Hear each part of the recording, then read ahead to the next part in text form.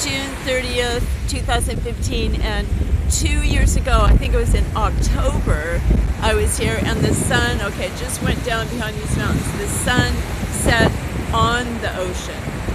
That was 2 years ago in October, so I don't know how that works out, but anyway, here's the sky. This is what it looks like. It has some weird soft stuff, and then these, and then that one chemtrail has disappeared, and there are the classic black clouds. So basically it is different place, same stuff.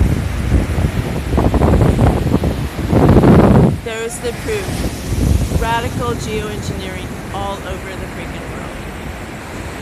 Thanks for watching. God bless everyone. Save your soul. At least do that.